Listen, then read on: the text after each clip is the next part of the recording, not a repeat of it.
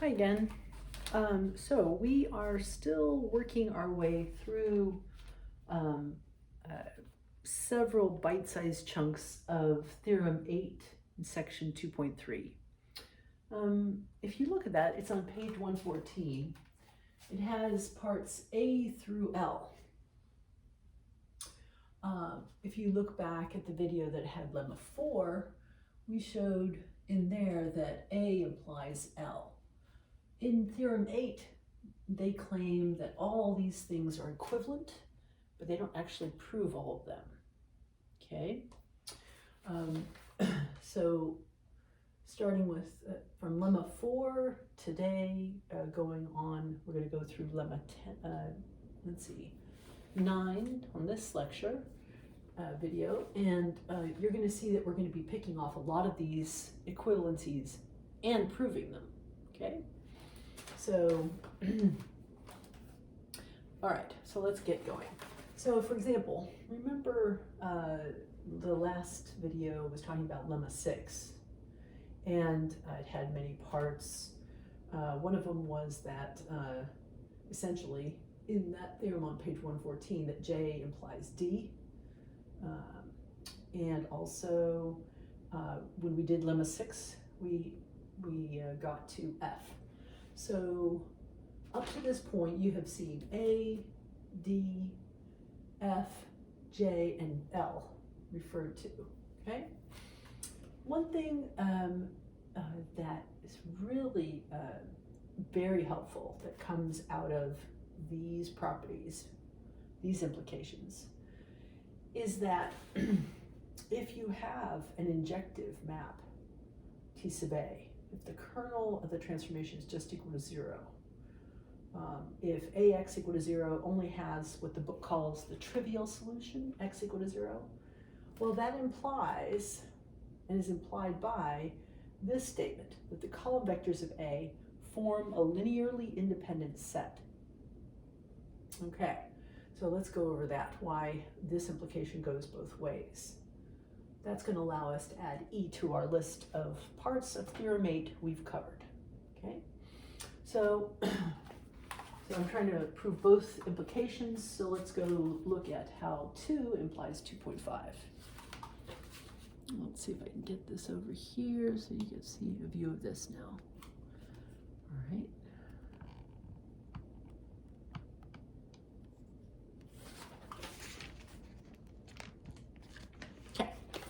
So 2 is that what? That AX equal to 0 has only the trivial solution.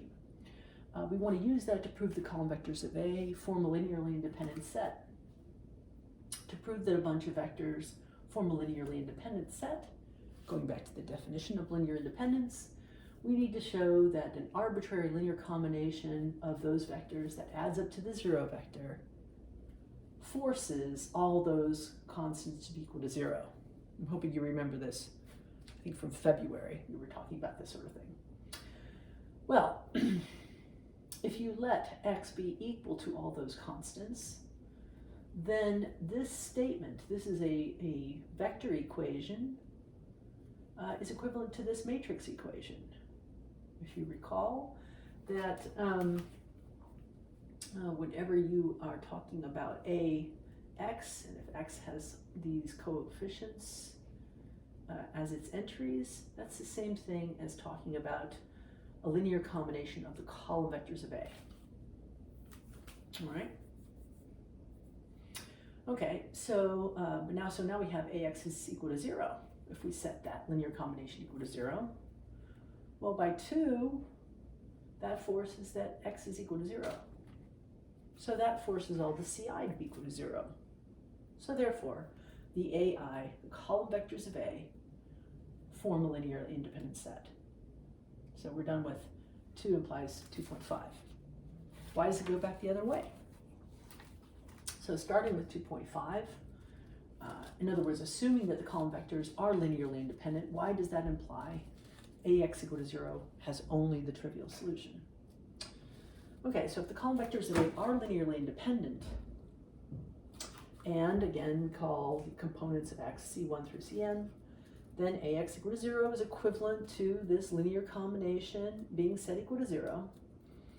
If a linear combination is set equal to 0, and by the definition of linear independence of the AI, that will force all the CI to be equal to 0. Well, all the CI are equal to 0, all the CI make up x, just give us x is equal to the 0 vector.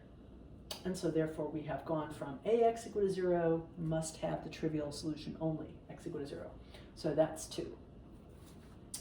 So we have proved lemma 7, what I'm going to refer to as lemma 7, which is all of lemma 6 that we had in the last video, plus this additional equivalence. Okay? Now, why do I need this lemma 7?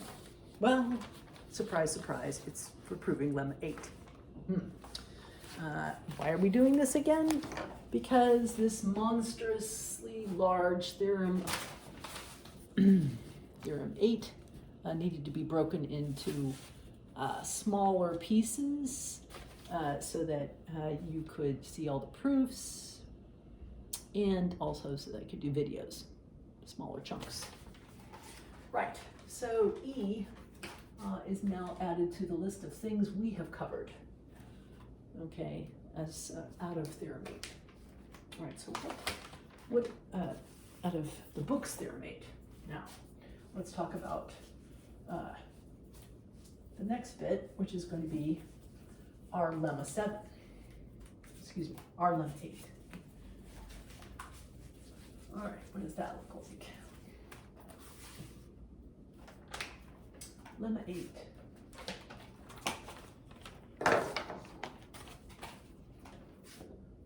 Oh, lemma 8.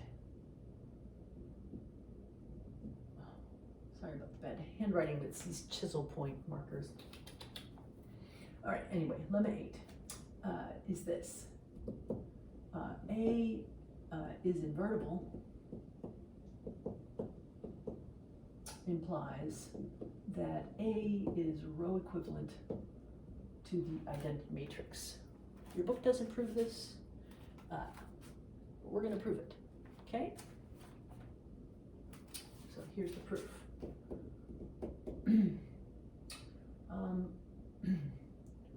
Let's just suppose that B is equal to the row echelon, reduced row echelon form of A, okay? Now, if you recall, to get to the row reduced echelon form, that's the process of applying Gaussian elimination, which we've shown in the previous few videos is the same thing as multiplying A on the left by a bunch of elementary matrices, right? Some finite number. So if B is equal to the row reduced echelon form of A, it's a product of elementary matrices and A itself. Well, by lemma 5, our lemma 5, that means that's where we showed that a product of invertible matrices is invertible. By lemma 5, that means B is invertible. Okay. All right. So, what does that mean? Well, it means there's some B inverses out there, right? Well, that implies there exists a matrix C. It's actually whatever the inverse of B is, which we know exists, but we're not saying exactly what it is.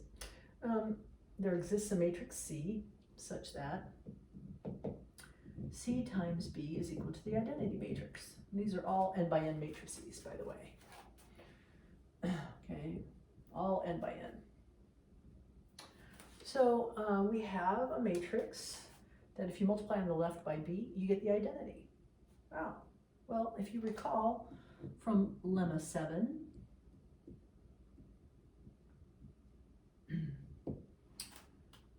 which as you recall was everything in lemma 6, including this property, that implies that the columns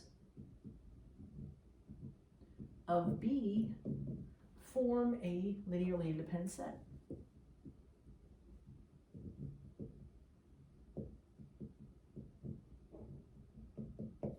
Okay, that was the result we were just proving over there, actually. That is lemma 7. Okay.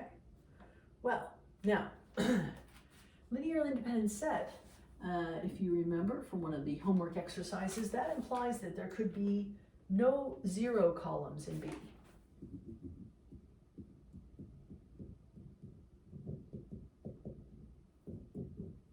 Right?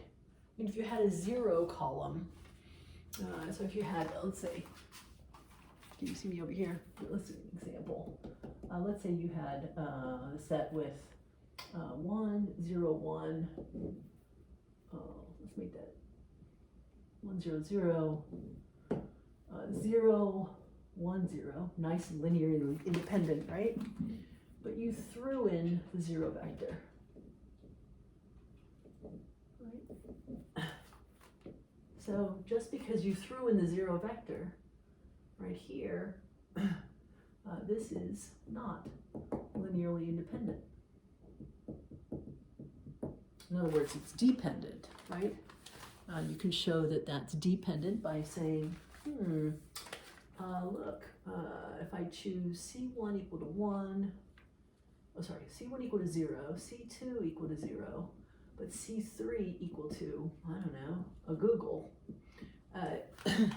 then we now have a linear combination. Linear combination of these vectors, let's call them v1, v2, and v3, right?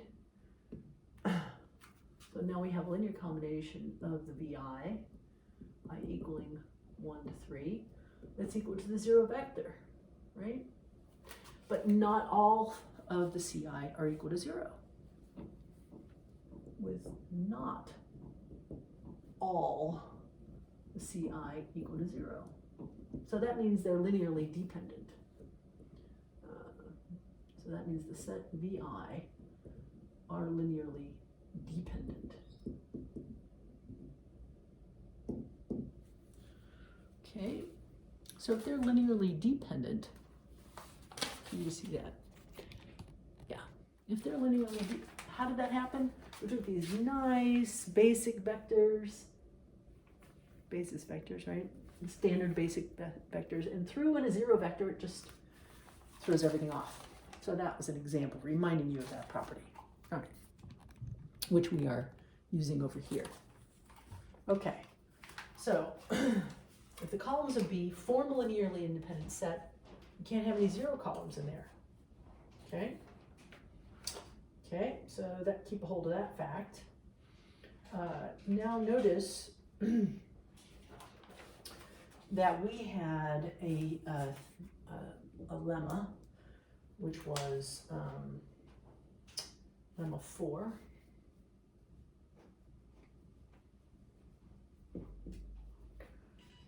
That says if you have B is invertible, then its transpose is invertible. All right, we showed that directly. Okay, so applying the same logic to B transpose. If it's an invertible matrix, that implies there exists a matrix D such that D B transpose is equal to the identity, which implies that, and that was by lemma 7. So we're doing the same logic here that we just did there.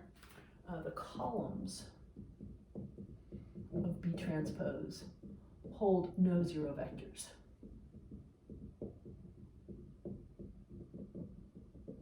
All right, because the columns of B transpose will also be linearly independent, and that forces them to have no 0 vectors. Well, so look at this.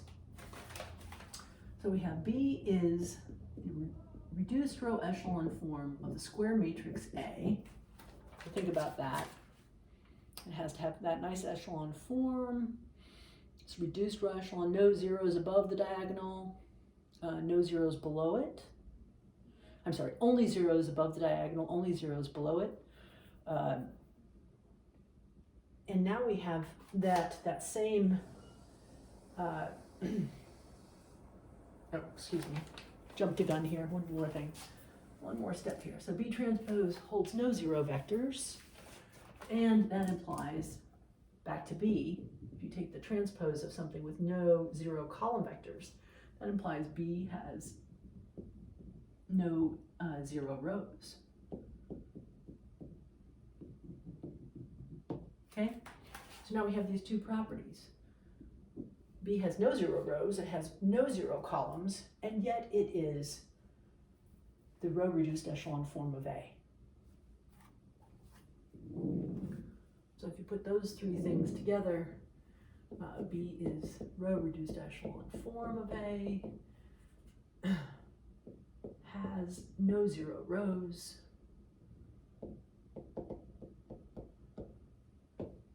has no zero vector in the columns, in its columns. Well, that just gives you that B has to be equal to the identity. So therefore we have, since B was the row reduced echelon form of A, and any matrix is row equivalent to its row reduced echelon form, now we have A is row equivalent to the identity.